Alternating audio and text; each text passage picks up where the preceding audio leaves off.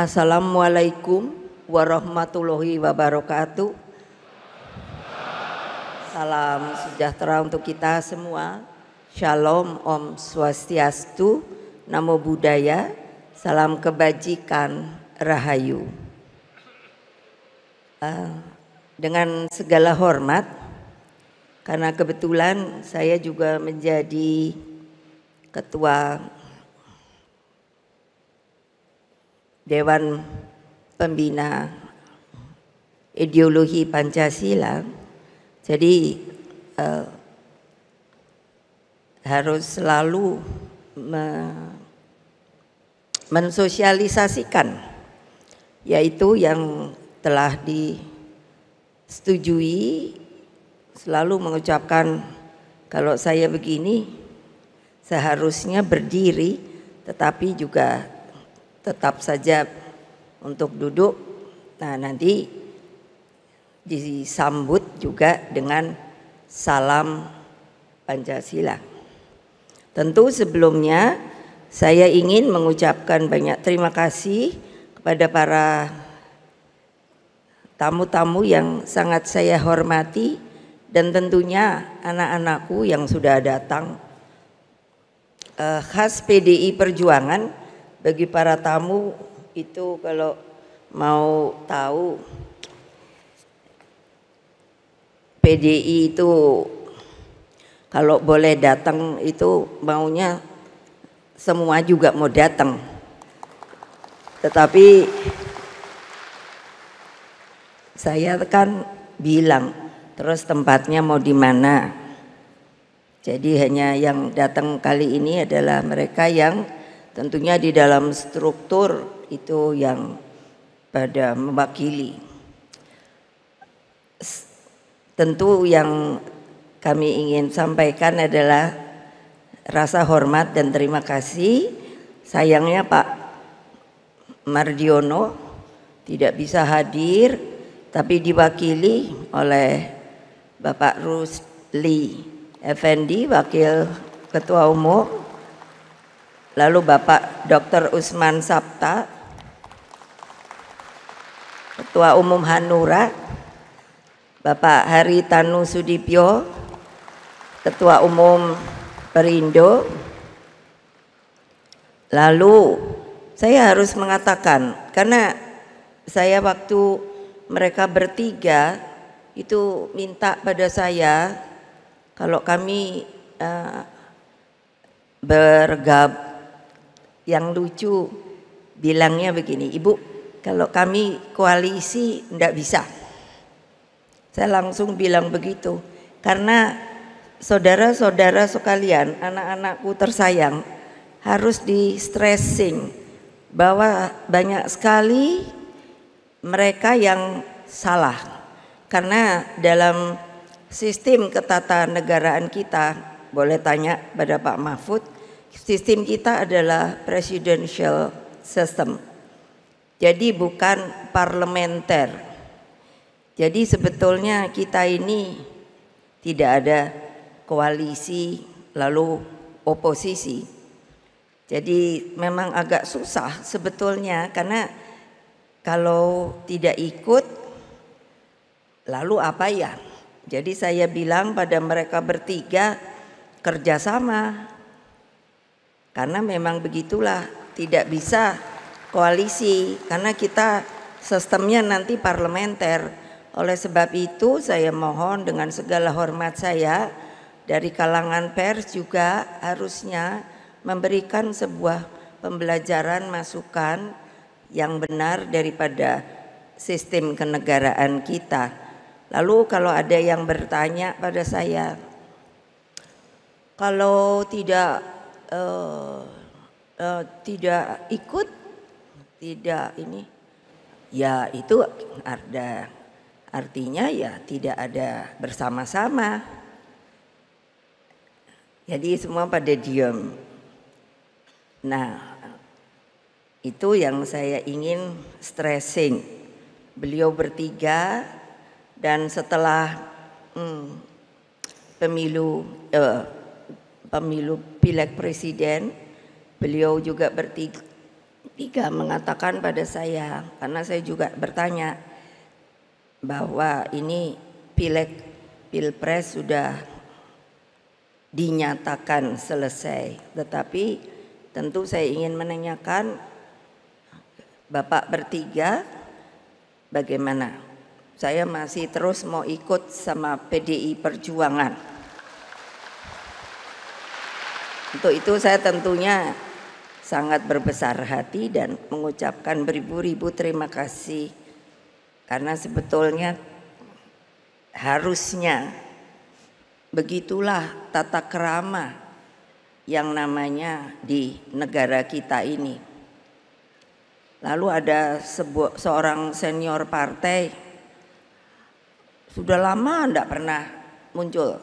Partainya dulu kami itu PNI, itu kakak saya.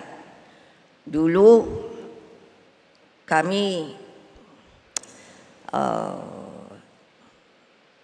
kuliahnya di Bandung.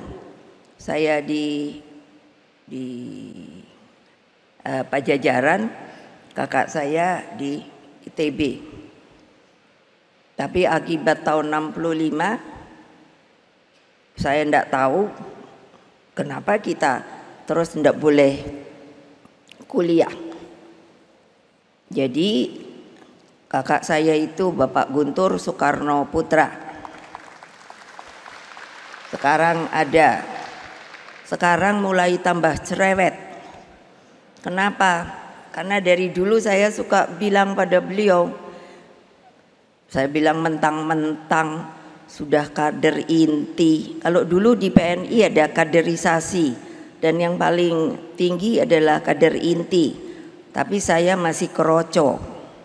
Jadi selalu mesti begini, mesti begitu. Lalu saya bilang, nanti saya lebih dari kamu. Sorry. Lalu dari Badan Pembinaan Ideologi Pancasila selalu dengan penuh semangat. Terima kasih sekali Pak Jenderal Purnawirawan Bapak Tri Sutrisno.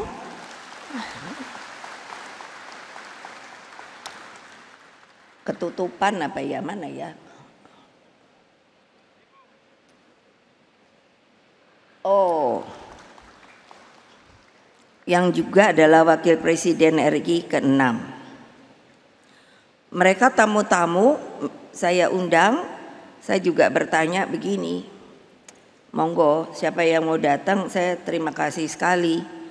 Tapi kalau juga mungkin tidak mau datang, ya saya terima kasih sekali. Kenapa? Ya itu namanya kan keadilan, monggo saja. Kalau orang Jawa bilang monggo kerso. Ternyata Pak Tri selalu ngikut saya. Lalu ada ini pasti galak dulunya. Mayor Jenderal Purnawirawan Wisnu Bawo Tenayan. Ini orang Bali dan juga di BPIP.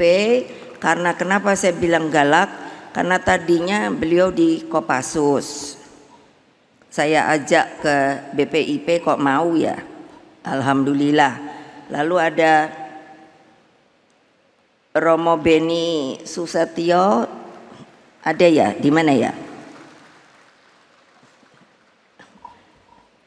Lalu Pak Darmansyah Jumala, ini dulu duta besar di Austria. Profesor Ermaya Suradinata dulu pernah jadi di STPDN. Lalu Pak John Piris, ya, salam Pancasila. Kepala BPIP Profesor Yudian Wahyudi dan Wakil Kepala BPIP Mbak Rima Agristina. Lalu ini saya panggilnya Opa. Dulu jadi ajudan bapak saya, yaitu Bapak Sidarto Danusubroto. Itu mau ulang tahun ke-83 ya, Hah? Hah? 88. Terus ada Pak Yan Farid, dulu juga jadi ketua umum P3. Sama P3 itu kan dulu waktu PDI itu suka bareng-bareng. Saya sedih sekali ini, kenapa kok P3 tidak bisa masuk, tapi enggak usah khawatir Pak, nanti menang lagi kok.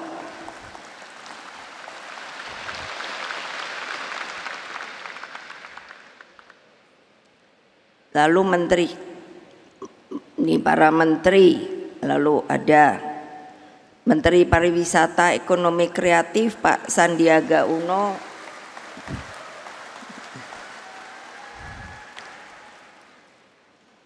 Teten Mas Duki, Menteri Koperasi dan Usaha Kecil Menengah, para menteri dan pejabat setingkat menteri dari PDI Perjuangan, ada Bapak Pramono Anung, Mbak Risma, Tri Risma Harini, Menteri Sosial, Profesor Yasona Laoli, Hukum, Ibu Bintang Puspayoga, Perempuan dan Anak, Pak Azwar Anas,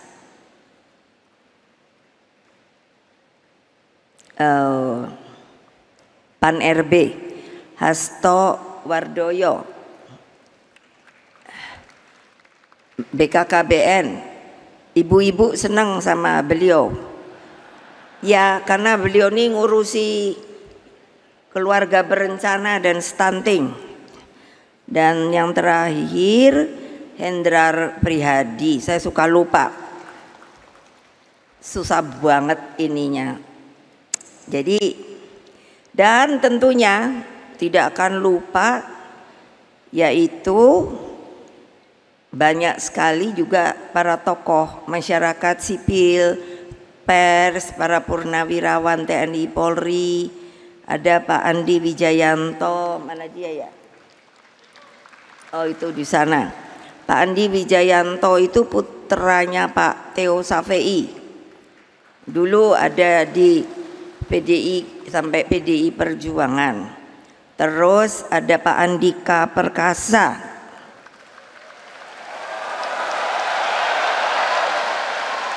Wah,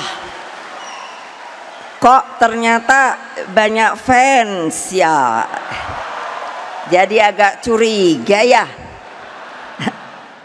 Beliau tadinya kan apa itu Panglima TNI.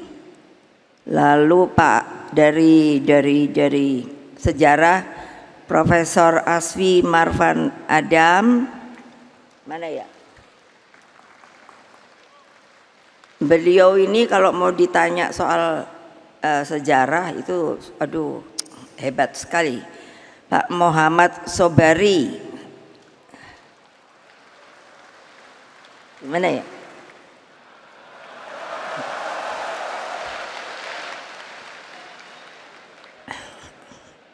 Udah ini saya bilang jangan kolusi ya. Sudah bolak-balik maunya ikut ke BPIP Pak Muhammad Sobari ini. Tapi saya suka kalau beliau masuk karena orangnya sangat apa ya, matang dan tegas. Lalu Pak Rudi S. Kambri, Petrus Haryanto, dan aduh ini banyak sekali. Nah di ini mana ini? Terus kalau di kita ada Mbak Puan.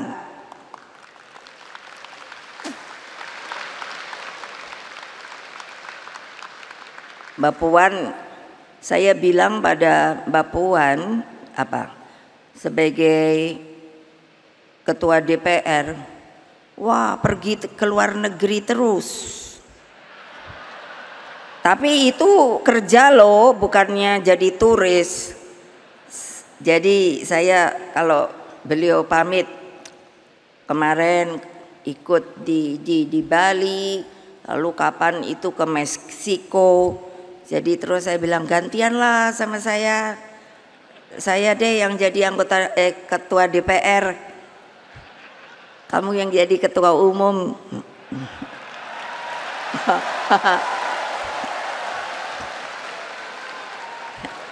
Lo enak-enak aja, masa saya yang disuruh nongkrong di sini terus keadaannya gonjang-ganjing nggak jelas. Terus opo nih? Dan tentunya seluruh jajaran DPP, DPD, DPC partai dan teristimewa anak-anakku yang kusayangi yang berada di akar rumput, Satgas Partai, PAC, ranting, anak ranting yang saya sangat-sangat cintai. Ada juga Mas Butet Kertarejasa, saya diundang ke pamerannya, padahal dia ngamuk-ngamuk. Tapi saya bilang, kamu tuh kan seniman ya, nggak usah ngamuk-ngamuk, kreasinya aja dibikin ngamuk-ngamuk. Lalu Pak Bambang Kesowo, mana ya?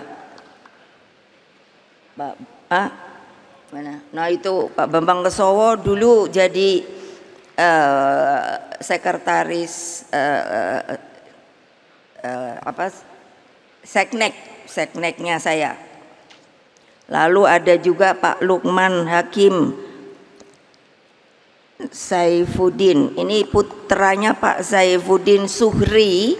Dulu bapaknya Pak Saifuddin Zuhri itu salah satu menterinya Bung Karno, betul kan? Iya, makanya saya tadinya mikir, kok berani juga ya datang ke PDI Perjuangan. Oh iya, bapaknya teman bapak saya. Siapa lagi? Ternyata sudah. Dan semua yang telah hadir, yang tentunya telah memberikan support kepada PDI Perjuangan selama ini, sehingga tentunya merdeka, merdeka, merdeka, salam Pancasila.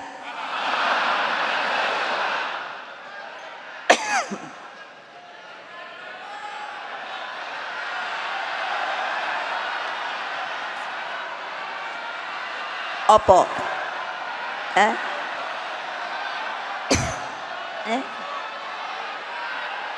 Ya lupa banget. Iyalah, saya juga tahu. Sengaja disembunyikan. Enggak, belum dipensiunkan. Terus berjuang. Satya Evam Jayate. Puji syukur kita panjatkan kepada terutama Pak Ganjar, Pak Mahfud, bahwa masih tetap kuat. Ya dong, kalau berdua ini apa ya,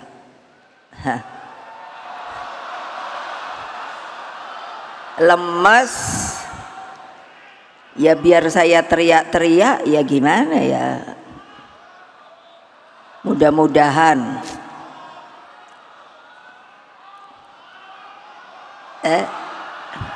nggak dengar. Oh, ada juga yang masih diingat ya. Jadi waktu itu, Ibu, saya boleh nggak ketemu? Kenapa nggak boleh? Saya bilang gitu. Ada yang mau saya omongin. Wah, kok kayaknya ini sekali ya. Serius. Ya udah, datang. Gitu. Ibu, saya mau pamit. Lo mau pamit kemana? Kan gitu toh. Oh, saya mau pamit keluar. Saya pikir mau keluar negeri kan. Jadi saya hanya bilang kan, ya sana pergi. oleh-oleh ya gitu. Tahu-tahu bukan ibu, saya mau keluar dari Pertamina. Loh, kok keluar dari Pertamina? Karena saya tidak sejalan sama bos saya. Terus saya bilang, ini bener loh, ntar wartawan jangan goreng-goreng loh. Ternyata kan bener ya. Saya kaget juga loh. Waduh, bagaimana nanti keluarganya ya? Saya nanya, gimana kalau nggak ada gaji? Sip bu, pokoknya semuanya beres. Oke, silakan. Nah sekarang terus nanya, saya boleh terus ikut di PDI Perjuangan? Sip. Keren nggak tuh? Makanya sebenarnya orang tuh mestinya seneng sama PDI Perjuangan, tapi pada kenyataannya memang susah. Karena apa? Orang-orang yang berani di PDI Perjuangan tuh hanya orang yang mantap, tidak goyang-goyang, saudara-saudara. Saudara-saudara sekalian yang saya cintai, Rakernas kelima ini berlangsung di antara dua momentum historis yang sangat penting, yakni kebangkitan nasional dan lahirnya Pancasila. Kebangkitan nasional adalah daya inspiratif visioner tentang bagaimana paham kebangsaan tumbuh dan menggerakkan perjuangan kemerdekaan bangsa. Nah, tadi kan sudah dilihatkan bahwa loh, kok jangan lupa lah, kita ini ada sumbernya, yaitu Bung Karno. Suka tidak suka, kalau tidak dari mulut beliau, jangan pula saya dibilang, oh Ibu Mega itu anaknya. Loh ya iyalah, memangnya saya anak si Badu. Jadi apa? Kalau tidak ada proklamasi, nah gitu, mana mungkin kita bisa merdeka seperti sekarang ini. Makanya tadi ditunjukkan. Nah lalu kok saya dengar loh, kok ada yang bilang bahwa Bung Karno itu milik rakyat loh, bukan milik sementara. Nggak tahu ya, sementaranya panjang nggak? Loh saya bilang, loh iyalah milik rakyat Indonesia seluruhnya. Dari Bayek juga miliknya Bung Karno. Siapa yang bilang bukan? Sedangkan Pancasila lahir sebagai ideologi yang menyatukan. Tadi juga kan Pancasila gitu. Pancasila adalah falsafah prinsip kehidupan berbangsa dan bernegara, dan ideologi geopolitik bangsa dalam membangun persaudaraan dunia. Saudara-saudara anggota kita di Rakernas yang saya cintai, begitu juga seluruh rakyat Indonesia dimanapun mereka berada. Rakernas 5 ini diawali dengan prosesi menyalakan api perjuangan nan tak kunjung padam. Karena begini, tadinya saya pikir ya, setelah sebetulnya belum selesai kan pileg pilpres itu, lah kok banyak orang menangis ya. Jadi bagaimana ya mengangkatnya kembali? Jadi saya bilang pada Pak Sekjen, sudah ingatkan aja, kita punya api perjuangan nan tak kunjung padam. Nah, api inilah yang menjadi sumber semangat dan cahaya terang di dalam menghadapi kegelapan demokrasi. Dengannya PDI Perjuangan terus memimpin pergerakan bangsa menuju cita-cita Indonesia Raya. Tadi juga kami perkenalkan kembali menyanyikan lagu Indonesia Raya 3 stansa. Kalau ternyata kalau kita mau meresapi luar biasa yang namanya Pak Wage Rudolf Supratman, bisa menguntaikan kata-kata yang mengimajinasikan bahwa Indonesia Raya itu seperti itu ternyata. Dengan api perjuangan ini, kita sebagai partai pelopor selalu bersikap optimis karena besarnya kekuatan akar rumput yang menopang kita sebagai partai. Karena itulah selaku ketua umum partai dan atas nama PDI Perjuangan kami mengucapkan beribu-ribu terima kasih kepada seluruh rakyat Indonesia yang dengan penuh semangat dan kecintaannya selalu mendukung PDI Perjuangan hingga tetap berdiri tegak, tetap menjadi pemenang pemilu legislatif 3 kali berturut-turut. Tidak apa-apa, tadi kan ada banteng penuh panah. Ya saya bilang nggak apa-apa kok, kita tahan banting kok. Berani apa tidak? Takut apa tidak? Berani apa tidak? Takut apa tidak? Berani apa tidak? Takut apa tidak? Nah gitu dong, berani. Nanti katanya saya Bu Mega provokator. Ya, saya sekarang provokator demi kebenaran dan keadilan. Weh naai, ngerti kan? Ngerti kan yang dimaksud? Ya udah. Kenapa toh? Kan saya suka, malah anak-anak saya sendiri bilang, kok Ibu Ketum sekarang berubah ya, tukang ngamuk aja. Enak aja. Kalau nggak diamukin, udah dipanahin melulu badannya, bantengnya, apa? Keok, tahu nggak? Makanya kalau Ibu marah tuh malah Ibu dicium-cium lah. Karena apa? Pasti menang. Nah perjuangan ini tidaklah mudah, sebab apa yang terjadi benar-benar sebagai menurut saya badai anomali. Anomali itu tidak bisa diprediksi, bisa terjadi seperti begitu saja, meledak begitu, dang gitu. Nah akibat apa? Kecurangan secara struktur, sistematis dan masif yang disebut TSM. Kan pada diem tau, kok kayak nggak berani. Bener ada apa tidak?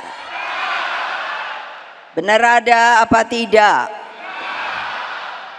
Ayo, TSM ini ada apa tidak?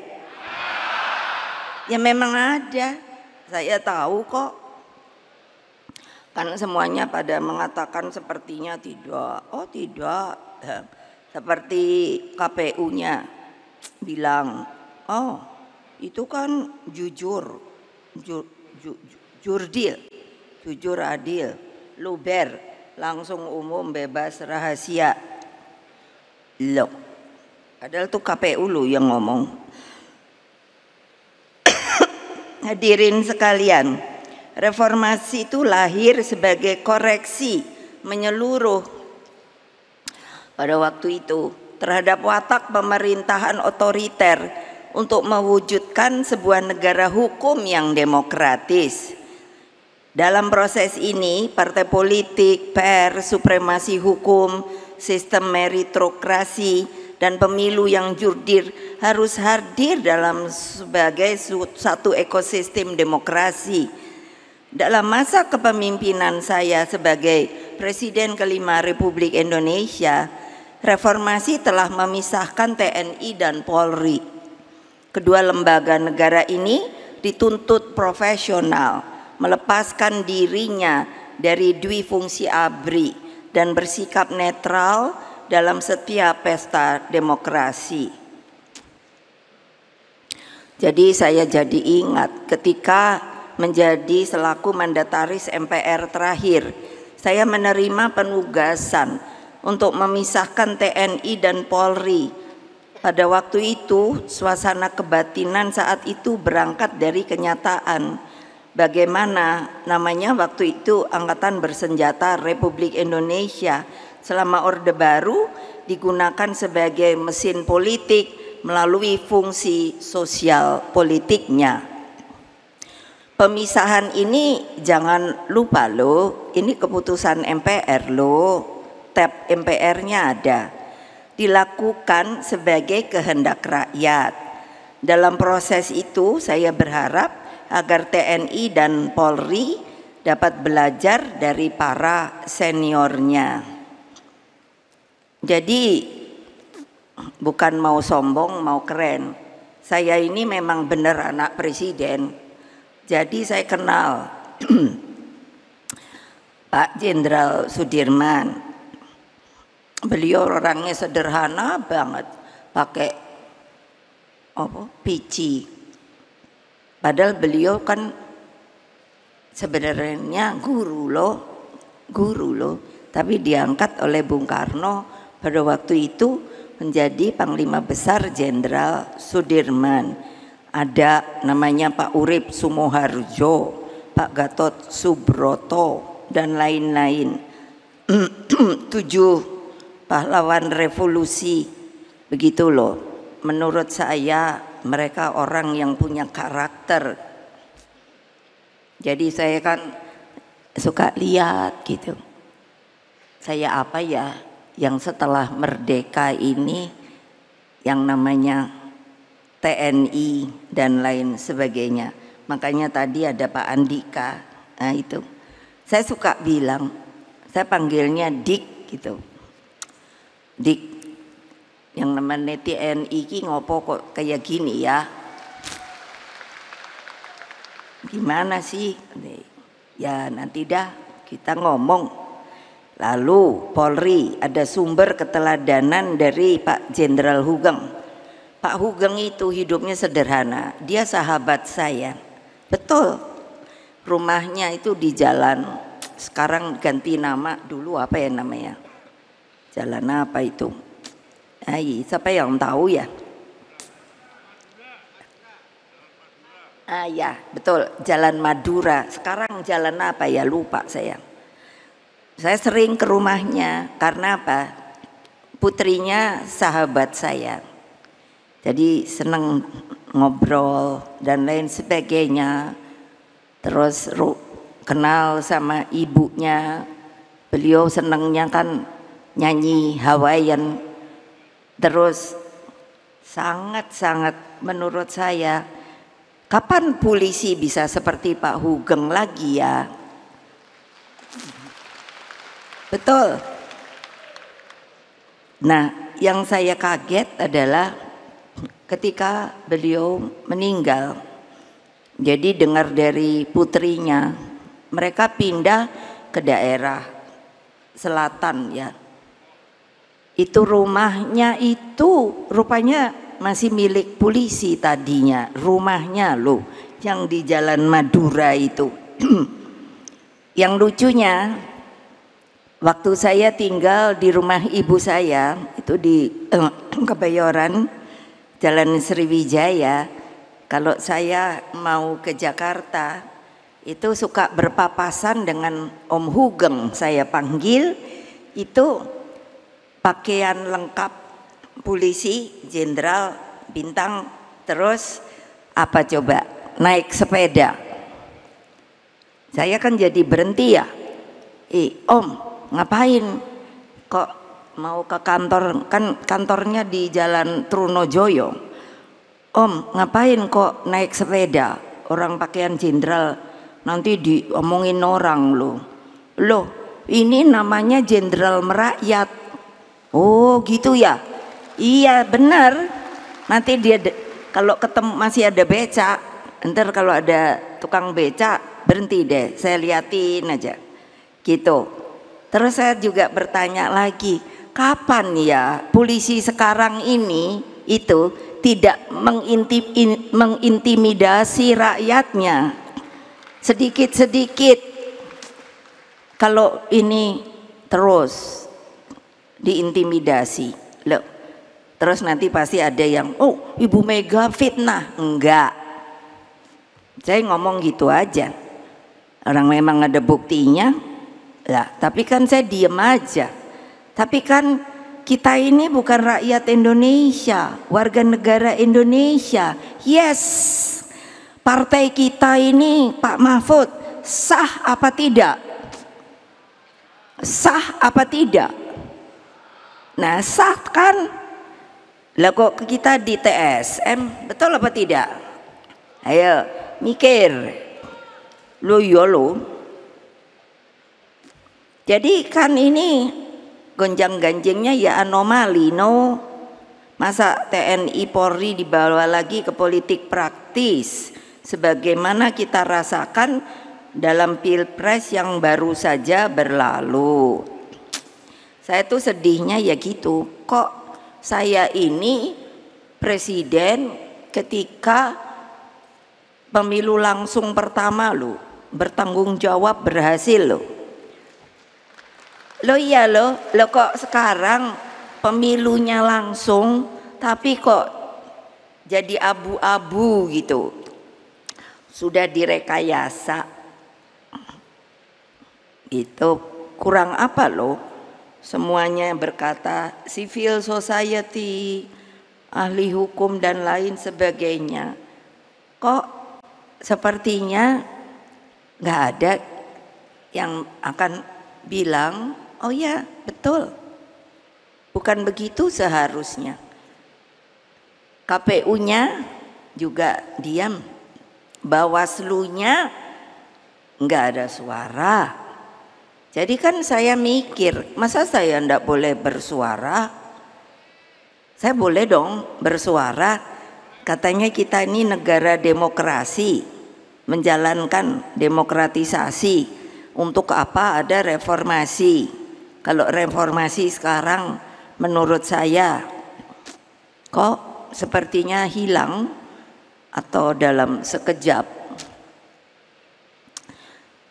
Dulu reformasi kan menempatkan nepotisme, kolusi dan korupsi itu sebagai musuh bersama.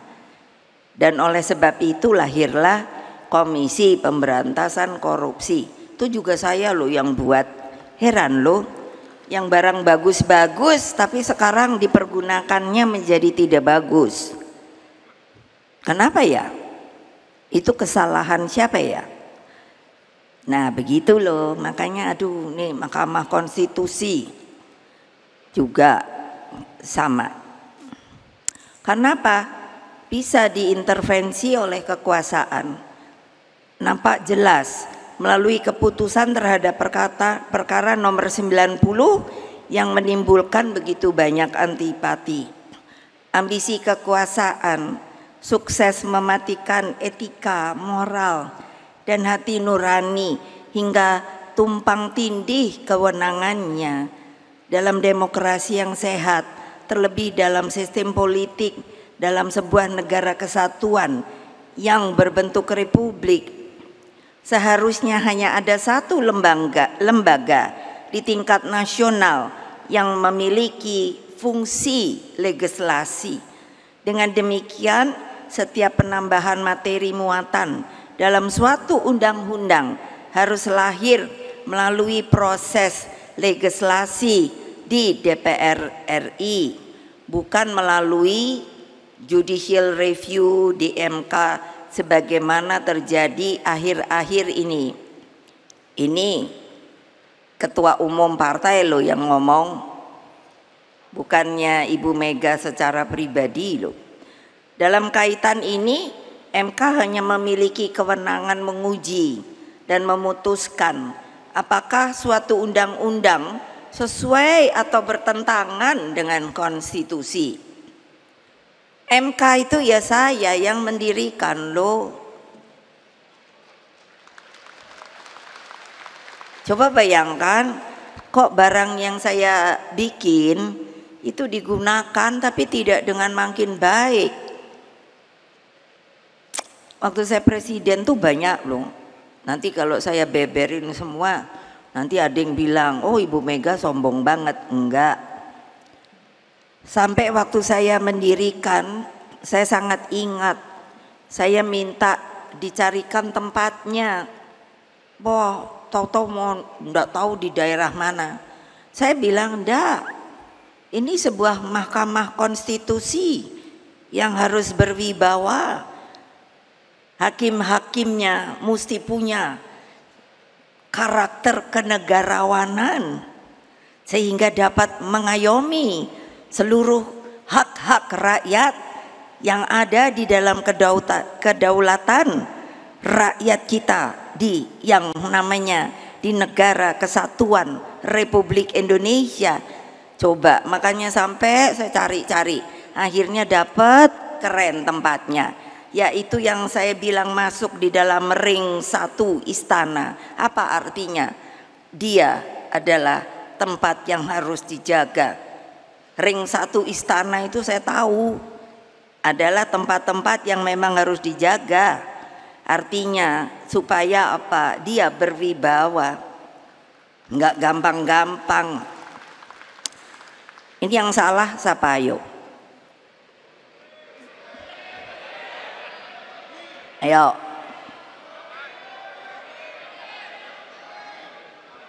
Mbok kalau jadi partai, katanya partai itu kita solid bergerak. Mbok kalau teriak tuh semua gitu tuh, what gitu loh. Kok kayaknya masih selalu goyang. Ya kalau siapa yang goyang udah deh, nggak usah jadi PDI Perjuangan dah. Lo betul loh. Kayak ini saya bilang sama Pak Hasto, kamu tahu nggak sih tarian poco-poco? Apa tuh Bu? Asik loh. Dulu saya sama Bung Karno suka nari poco-poco, tek gitu. Keren. Tapi terus saya bilang sama bapak saya, kenapa mundur maju ya Pak? Kok kamu sampai mikir begitu? Lah ya kan maju mundur maju mundur gitu. Nggak usah mundur deh Pak, maju terus pantang mundur. Gawat deh Republik Indonesia ini. Ya saya sampai tidak ada lagi apa ya, hati yang bisa menjadi terbuka loh. Sampai nulis loh, sampai saya bilang seorang warga negara bernama Megawati Soekarno Putri, lalu dengan bagian dari pecinta pengadilan yang namanya amicus curiae, coba kurang apa ya, terus agar setiap ketukan palu Hakim MK benar-benar menjadi palu emas bagi tegaknya konstitusi dan demokrasi, bukan palu godam kegelapan yang seperti terjadi saat ini. Ya diem aja tuh, nggak usah teriak merdeka deh. Sekarang mikirnya piye gini loh, supaya nggak kejadian gini lagi gitu loh. Ini nanti istilahnya itu bisa jadi replikasi. Replikasi apa? Oh kalau bisa begini seperti yang sekarang kejadian, oke. Makanya bisa nanti yang 5 tahun lagi dibegitukan lagi. Wah bayangkan Indonesia apa enggak makin bubrah ya. Ayo gimana? Makanya mikir. Nah, nggak usah ngelawan-ngelawan. Aku suka bilang juga sama Pak, juga aku seneng kan namanya sekjen, bukannya Hastonya yang suruh datang tiap 2 hari sekali loh, lapor ke ketua umum gitu, galak aku. Terus aku cuman bilang gini, anak-anak iki semangat gede tapi orang mikir tok, bolak-balik lawan lah, yang sebelah sono ada bedile lo. Nah kene mau pakai opo? Ayo cobain. Makanya udah pakai omongan itu tadi ada ini sopo namanya tuh, ntar dulu, Pak Aiman tadi datang dia loh, orang ngomong kok malah terus dipanggil toh. Lah saya ya bilang loh, makanya ngapain takut? Nah saya bilang kok ini sama Pak Lauli Menko Menkokumham, kebetulan dari PDI Perjuangan. Saya bilang, awas lo ya, kamu kumham lo, kalau enggak belain rakyatmu, aku copot dah. Tadi di mana ya? Di koran. Sekarang jadinya hukum tuh jadi apa ya? Nah itu yang siapa yang menjawab?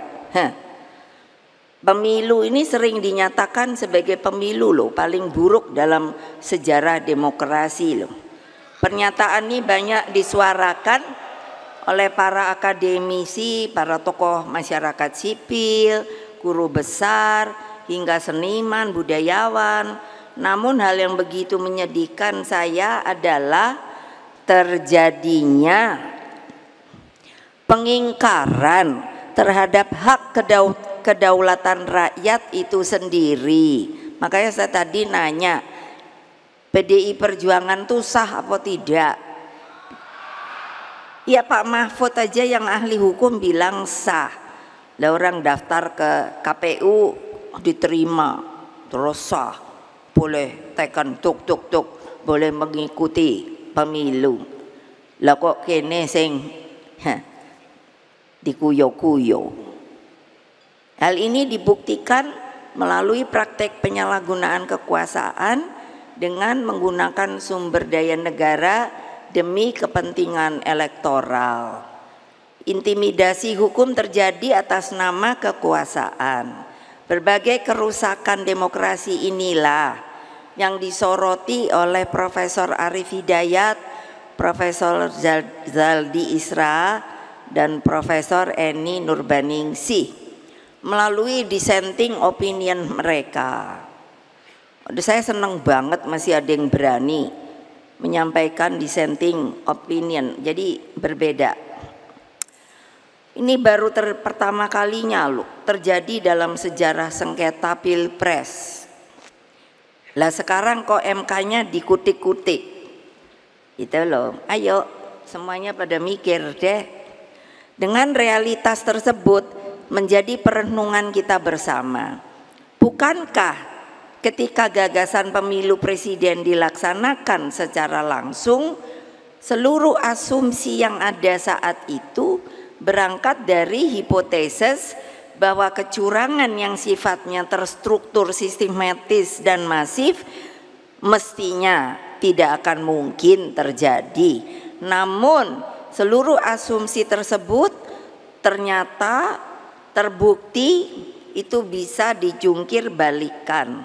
Itulah yang saya sebut kondisinya anomali. Orang nanti bisa saja berkata begini, kenapa kok hanya ibu sendiri sih yang repot ngomong-ngomong begini? Kenapa partai lain tidak? Ya, saya bilang, oh itu bukan urusan saya, tapi saya sebagai seorang warga negara yang mempunyai hak, maka saya tadi nanya, apakah ada hak? Ada. Saya termasuk yang warga negara yang berada di dalam kedaulatan rakyat tadi. Nah, dengan demikian mau diapakan sekarang? Karena kita adalah organisasi partai politik. Organisasi partai politik itu beda dengan organisasi lainnya yang seharusnya memberikan pembelajaran, pengetahuan. Makanya kalau saya marah, kamu harus turun ke bawah, bertemu dengan akar rumput, bonding dengan dia, mengajarkan hak-hak dia. Lalu kamu harus melihatkan kepada dia apa artinya kekuasaan di tangan rakyat itu. Makanya lah kok pada diem ya saya ngomong aja dah sebagai warga bangsa kalau ini karena apa, saya nggak terima bagian daripada warga negara Indonesia yang berada di dalam sebuah organisasi politik yang bernama Partai Demokrasi Indonesia Perjuangan. Mengapa dibedakan dengan lainnya?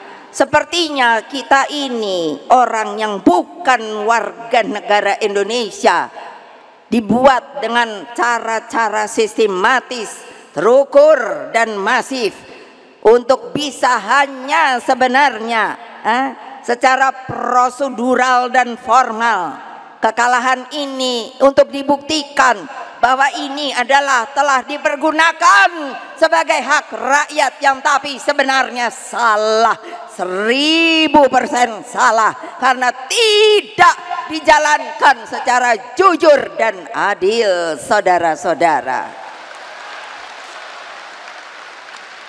Kenapa sih mbok biarin aja gitu loh, ya tanding wae ngono loh, kok pakai aduh. Kalau saya lihatnya gila deh. Orang waktu apa tuh saya sampai aduh, gue bilang siapa ya ibu yang kebawa itu loh, yang waktu demo apa tuh depan DPR kalau nggak salah, sampai masuk rumah sakit tuh loh, sopo yo lo kok kayak gitu sih lo, pakai yopo itu. Saya sampai nanya sama polisi, itu mobil polisi itu apa yang pakai semprot itu loh. Saya tahu tapi nggak tahu namanya, apa itu namanya? Water cannon. Lalu saya protes sama polisi, nggak boleh. Lalu saya bilang, apakah tidak boleh hak demonstrasi? Lalu apa alasannya? Dan dia seorang perempuan loh, sampai digotong ke rumah sakit. Saya kan dapat fotonya, tak. Lalu kok kita kayaknya, aduh nggak usah takut deh sama polisi. Polisi juga orang, punya istri, punya keluarga. Iyalah, orang saya juga yang misahin dia. Aduh gawat deh. Gimana sih? Kok gitu aja takut loh. Saya dipanggil polisi 3 kali loh. Saya kan udah bolak-balik ngomong. Loh kok sekarang kayaknya diem. Saya ketawa sendiri. Ini yang salah benernya polisinya atau kitanya nih, sampai takut mau polisi doang. Jadi kan ini kebalik-balik kan republik ini. Coba tahu. Ayo, saya mau nanya, ini ada Mbak Puan. Yang jadikan polisi itu sopo? Keputusannya ada di mana? Ayo, nggak ada yang tahu. Tuh ada jauh di mana tuh ngomong DPR. Loh iya loh, DPR itu apa toh? Dewan Perwakilan Rakyat loh. Loh kok kayaknya terus udah gitu. Dewan Perwakilan Rakyat Republik Indonesia. Kok udah gitu bagiannya bolak-balik. Sampai saya tuh mikir loh, ini mau diapain sih republik ini? Gitu loh. Kalau nggak ada yang cocok sama saya juga nggak apa-apa. Terus rakyatku yang kucintai, coba berpikir secara jernih, arif, bijaksana. Terjadinya anomali demokrasi secara gamblang dijelaskan oleh Dr. Sukidi, seorang pemikir kebinekaan yang disegani. Sosok cendekiawan ini menjelaskan fenomena kepemimpinan paradoks yang memadukan populisme dan Machiavelli, hingga lahirlah watak pemimpin authoritarian populism. Dalam karakternya yang seperti ini, hukum pun dijadikan pembenar atas tindakannya yang sepertinya memenuhi kaidah demokrasi, namun sesungguhnya hanyalah prosedural. Disinilah hukum menjadi alat, bahkan pembenar dari ambisi kekuasaan itu. Inilah yang oleh para pakar disebut dengan autocratic legalism. Ini bukan saya ngomong loh, nanti mulut saya yang ngeluarin, tapi ini kan para pakar. Lah bayangkan dong, pakai revisi undang-undang MK yang menurut saya prosedurnya saja tidak benar. Tiba-tiba masa reses, saya sendiri sampai bertanya pada, tadi ada Pak Utut mana ya? Nah, saya tanya sama beliau, ini apaan sih? Mbak Puan lagi pergi, yang saya bilang ke Meksiko, kok enak amat ya? Belum lagi ada pelanggaran produk jurnalistik investigasi dalam undang-undang penyiaran. Loh, untuk apa ada media? Makanya saya selalu mengatakan, kamu tuh ada dewan pers loh. Lalu harus mengikuti yang namanya kode etik jurnalistik. Lah kok nggak boleh ya kalau ada investigasinya? Loh, itu kan artinya pers itu kan apa sih? Menurut saya dia benar-benar turun ke bawah loh.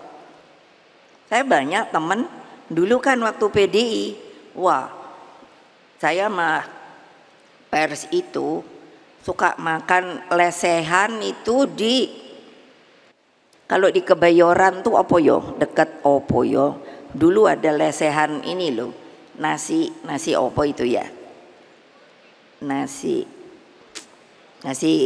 uduk enak banget sama wartawan udah muda. Terus kan saya ajari, kamu kalau ini jadi pers yang betul. Menghadapi berbagai anomali demokrasi tersebut, tentu pilihannya bukanlah dengan mencabut hak rakyat dan mengembalikannya ke dalam tangan MPR RI. Pilihan yang lebih bijak adalah percaya pada adagium Vox Populi Vox Dei, bahwa suara rakyat adalah suara Tuhan, bahwa suara rakyat adalah suara Allah Subhanahu wa Ta'ala. Adagium ini juga diyakini bekerja dalam peribahasa, siapa menabur angin akan menuai badai. Ataupun, nah ini seperti yang Mas Butet judulnya, ekspresi milik gendong lali, yang menjadi Butet perenungan sosok seniman Butet Kartarejasa. Apa sih saya pidato ini terhadap keseluruhan apa yang terjadi?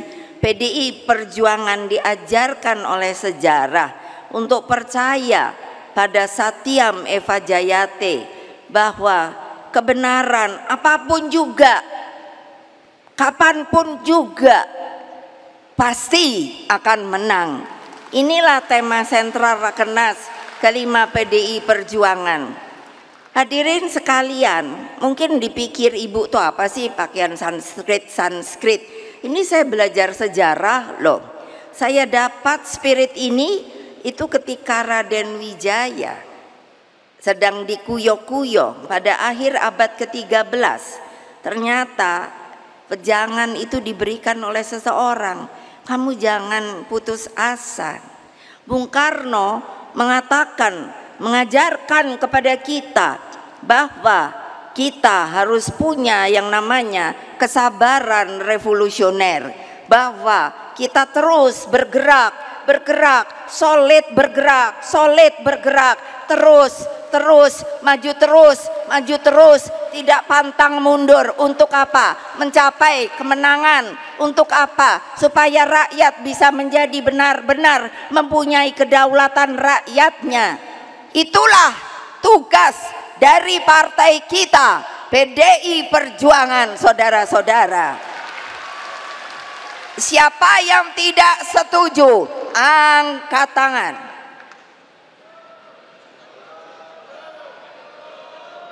Kan selalu separuh-separuh. Siapa yang tidak setuju, angkat tangan.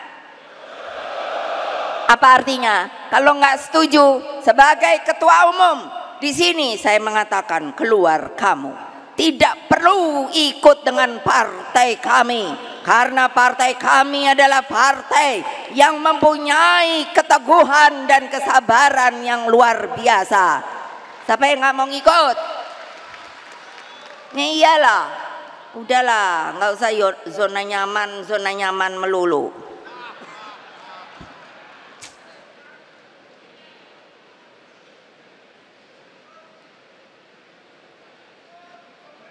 Nah ini juga saya senang sekali menulis kata-kata mutiara. Lah berarti bukan Raden Wijaya saja loh yang ngomong seperti ini. Iya, ini pesan politik kebenaran yang juga dapat diambil dari keteladanan Nabi Muhammad sallallahu alaihi wasallam. Apa coba? Beliau mempunyai seorang teman, sahabat. Terus menurut ceritanya itu yang saya baca, dia hidup paling miskin namun sangat berbahagia, yakni Abu Dzar Al-Ghifari. Rasulullah berpesan, kulil haqqa walau kanna muran. Apa artinya? Sampaikan kebenaran apapun meskipun itu pahit, kamu tetap akan bahagia. Coba bayangkan, itu nabi kita loh. Jadi jangan tidak percaya bahwa kebenaran itu ada, dan kebenaran itulah yang paling suci. Nah, ini lagi ada. Siapa yang ngomong? Itu Zenit. Bilang apa? Kebenaran itu pasti suci di atas segalanya. Wah, saya senangnya banget. Aduh. Apa yang saya omongkan pasti benar. Jadi mereka itu yang gak keruan-keruan itu pasti akan nanti terbakar oleh kebenaran yang nanti ada dari api Merapen yang kita ambil untuk menunjukkan bahwa ada api abadi yang membawa kebenaran, bahwa yang tidak benar itu akan terbakar. Keren kan? Keren. Iya, karena nggak ada yang berani ngomong kayak gini. Ya udah, mulutnya ibu aja yang ngomong. Alah iyalah. Nah gini, Siddhartha Gautama, ada 3 hal yang tidak bisa disembunyikan. Keren deh. Apa? Matahari, bulan, dan kebenaran. Aduh, seneng banget aku dengerin kayak gini-gini. Jadi kebenaran dalam politik inilah jalan terhormat yang kita pilih. Kita tidak pernah bergeser dalam keyakinan ideologis, termasuk keteguhan dalam menjaga konstitusi. Meski tubuh banteng moncong putih ini terluka di sana sini, tapi aumannya, gerangannya tetap terdengar ke seluruh Indonesia. Merdeka! Lihat kan ya, keren nggak? Ada aja. Makanya kalau udah nggak mau ikut PDI Perjuangan, out. Lo iya lo, kita nih tahan banting. Kenapa? Karena itu mereka tuh rakyat itu dari dulu sampai sekarang. Bu, kalau saya waktu anggota DPR, Bu, kapan ya Bu? Kan di Jawa Tengah. Jadi saya juga bisa bahasa Jawa kan. Bu, kapan Bu? Gusti Allah niku maringi Ratu Adil nggih. Lah nopo Pak? Ratu Adil tuh orang yang betul ngayomi, memberikan keadilan kesejahteraan bagi mereka. Nah, jadi apa? Lah saya bilang, iku percaya apa ora? Karo Gusti Allah. Inggih. Lah, tapi kok enggak datang-datang ya? Ora. Engko teko. Yakin? Nggih. Yakin? Nggih. Yakin? Nggih. Hakul yakin. Hakul yakin. Wah, dia tepuk tangan coba. Gila dah. Itu kalau turun ke bawah, tahu nggak? Kalau ke akar rumput, siapa yang nggak turun ke bawah? Angkat tangan. Nah, semuanya pasti nggak berani. Padahal ibu tahu siapa yang nggak turun ke bawah. Udah bilang sama Hasto, ini mestinya yang nggak turun ke bawah ini pecatin aja toh. Masih banyak mereka yang mau ikut sama PDI Perjuangan. Aduh. Nah ini lagi, ini bayangin Pak Dr. Sindunata, aku baca aja, hebat banget. Ia hanya mau orang mengerti, harapannya adalah matahari dan jagonya adalah penderitaannya sendiri. Ia percaya Ratu Adilnya tak lain hanyalah manunggalnya penderitaan dan harapan, laksana manunggaling kawula lan Gusti. Mereka wong cilik itu bukanlah kalah, mereka hanya menitipkan rahasia penderitaan, tempat tersimpannya harapan akan masa depan di negeri yang indah, yang gemah, loh jinawi Indonesia Raya yang kita cintai. Tidak yakin akan hal itu, tidak yakin akan hal itu hanya karena manusia-manusianya sudah mulai lupa diri. Ayo, siapa yang mau insaf? Siapa yang mau insaf?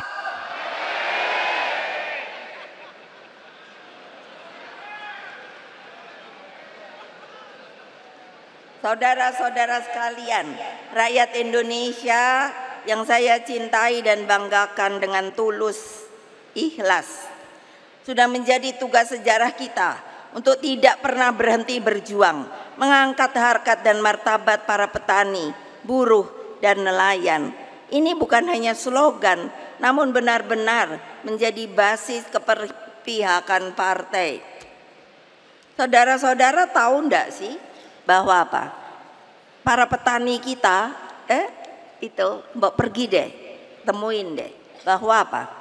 Mereka itu sekarang karena nggak merasa anak-anak mudanya tidak bisa memberi harapan kehidupan, maka nggak ada loh, mulai berkurang yang mau jadi petani. Yang ada adalah tua-tua. Lalu bagaimana kalau nggak ada makanan? Karena nggak ada yang mau membuat, yaitu pertanian dan lain sebagainya. Apa mau impor terus? Padahal importnya juga, negara pengimportnya itu bukannya juga nanti mikir, wah nanti kalau kekurangan gimana dong, gitu loh. Namun pengalaman juga mengajarkan bahwa sebagai partai politik kita tidak bisa luput dari kekurangan, terlebih ketika kita berada di pusat kekuasaan. 9 tahun telah dilalui dengan berbagai dinamika politik. Begitu banyak tarik-menarik kepentingan terjadi. Bahkan jabatan menteri pun yang ibu dengar nih sekarang ini sudah mulai pada rebutan deh.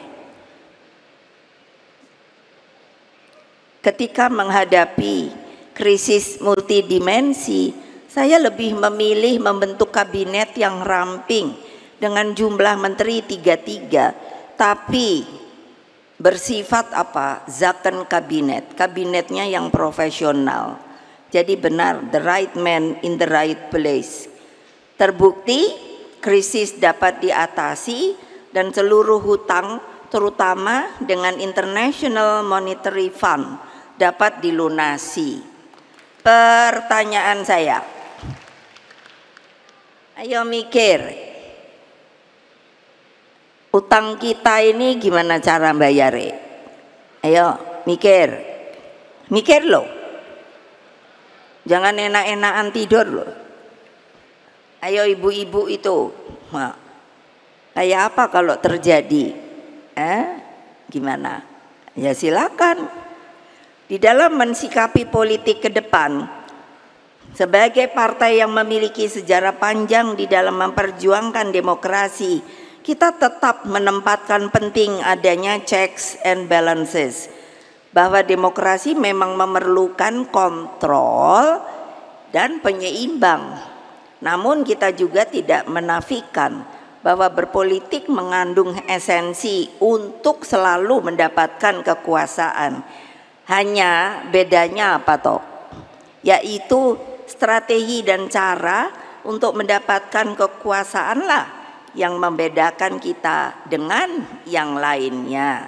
Dalam menghadapi tantangan yang tidak mudah ke depan, demokrasi semakin memerlukan penopang masyarakat sipil yang kuat, pers yang handal, Jangan lagi suka bully-bully, aduh pusing. Lalu bebas tapi terukur, bukannya bebas liberalism, bebas terukur, termaktub dalam Pancasila, dan mengabdi pada upaya mencerdaskan kehidupan bangsa. Demokrasi juga memerlukan partai politik yang sehat dan berterlembaga, serta sistem hukum yang benar-benar berkeadilan. Lalu bagaimana sikap PDI Perjuangan terhadap pemerintahan ke depan? Tentu harus dicermati dengan seksama. Partai harus mendengarkan semua suara akar rumput, dari yang berteriak-teriak sampai sayup-sayup, dan terus berjuang bagi terlembaganya demokrasi yang sehat. Inilah bagian daripada skala prioritas kita di Rakernas kelima ini. Apa yang saya pikirkan saat ini lebih pada tanggung jawab agar berbagai persoalan yang berkaitan dengan perekonomian rakyat mendapat perhatian serius. Perekonomian jangan dipersempit hanya sebagai upaya mengundang investor. Perekonomian bersentuhan dengan hak rakyat untuk mendapatkan pekerjaan, penghidupan yang layak, ketersediaan pangan dengan harga yang terjangkau, dan bagaimana merancang jalan Indonesia yang tentunya dapat berdiri di atas kaki sendiri. Saya sebagai Ketua Dewan Pengarah yang namanya BRIN, Badan Riset Inovasi Nasional, bayangkan saudara-saudara sekalian, dalam setengah tahun saya dalam memerintahkan untuk melihat yang namanya tumbuhan kita, itu setengah tahun 6 bulan itu sudah masuk jumlahnya 2 jutaan lebih, dan ini mungkin akan terus dari lumut sampai pohon besar. Apakah itu bukan potensi bahwa kita sebenarnya benar dapat berdiri di atas kaki sendiri, mempergunakan kekuatan kita, bukan hanya menadahkan tangan kepada orang luar. Bukannya saya anti investor, tidak, tetapi kerjakan dulu yang ada di dalam negeri.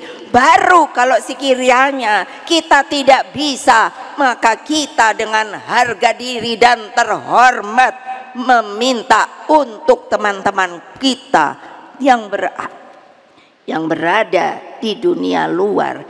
Itu namanya apa? Kehormatan sebagai sebuah bangsa, saudara-saudara. Toh ini enggak. Apa sih bisa berdirinya tuh? Berdiri di atas kaki sendiri. Sudah saya bisa lihat kedaulatan pangan, energi, kesehatan, apalagi keuangan, hingga pendidikan yang mendorong loncatan kemajuan karena penguasaan pada ilmu pengetahuan, teknologi, dan kehandalan riset dan inovasi. Urusan pendidikan sekarang saya aja ngelihat korannya aja pusing. Kenapa sih? Nggak ada apa hitungan bahwa kalau untuk anak-anak yang tidak berpunya, negara itu harus membiayai. Kenapa sih kok kayak enggak ada? Semuanya dimahalkan. Anak-anak kita yang akan menggantikan kita, terjadi regenerasi. Mengapa saya selalu marah untuk PDI Perjuangan menjadi partai pelopor? Karena saya berkeinginan sepanjang Indonesia Raya ini ada, yang telah diserahkan oleh para pendiri bangsa kepada kita, kita pun Partai Demokrasi Indonesia Perjuangan akan tetap ada untuk bisa juga abadi seperti negara Republik Indonesia yang kita cintai. Masa enggak terbakar ya?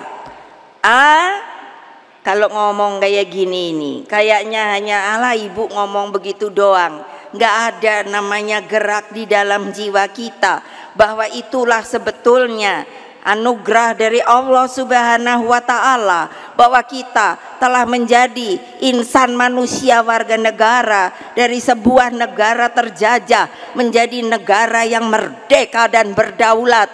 Kok sekarang keadaannya baru mau 79 tahun merdeka, keadaannya baru yang namanya reformasi aja? Apakah harus ada reformasi? Ayo jawab. Ya, gimana sih? Apa sih yang kalian pikirkan? Gitu loh. Jadi apa? Menghadapi tantangan perekonomian tersebut, Rakernas 4 partai harus menjadi suluh perjalanan bangsa. Partai harus menyiapkan agenda strategis masa depan.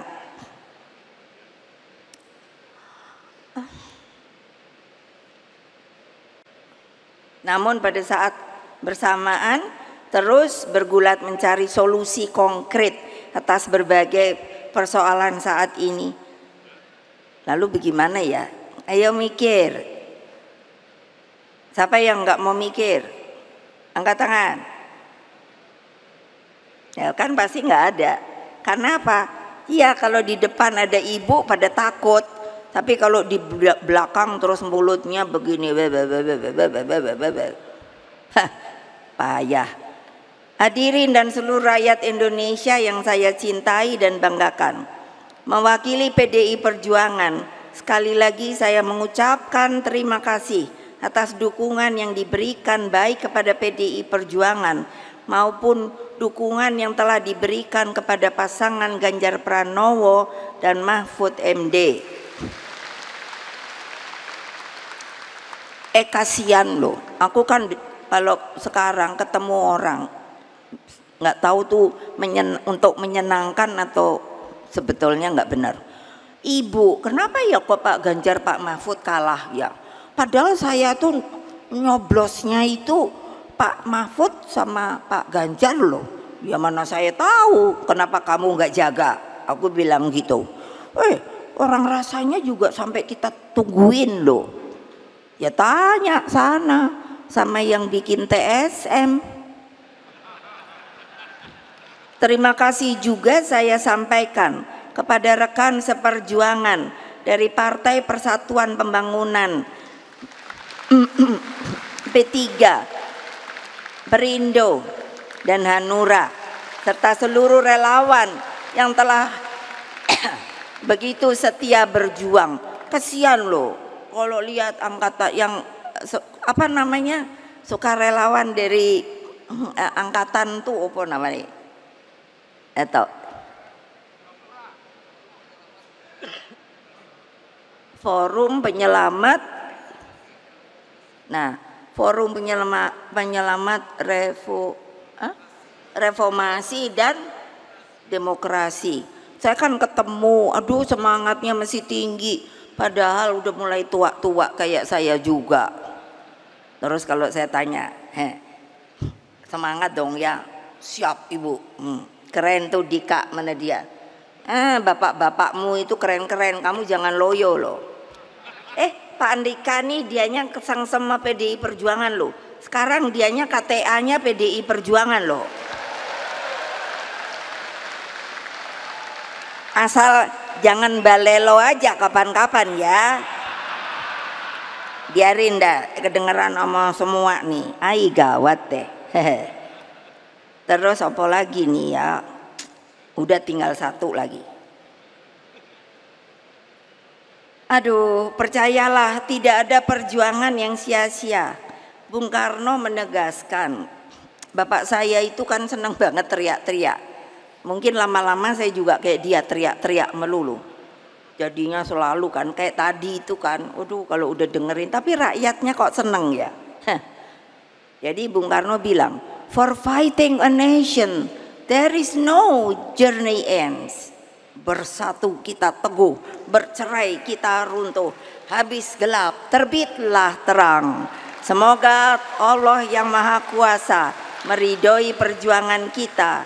Wassalamualaikum warahmatullahi wabarakatuh. Om Santi, Santi Om, Rahayu. Merdeka! Merdeka! Merdeka! Salam Pancasila. Kita pasti menang. Kita pasti menang. Kita pasti menang. Makasih. Demikian pidato politik dari Ibu Megawati Soekarno Putri. Kepada yang terhormat Ibu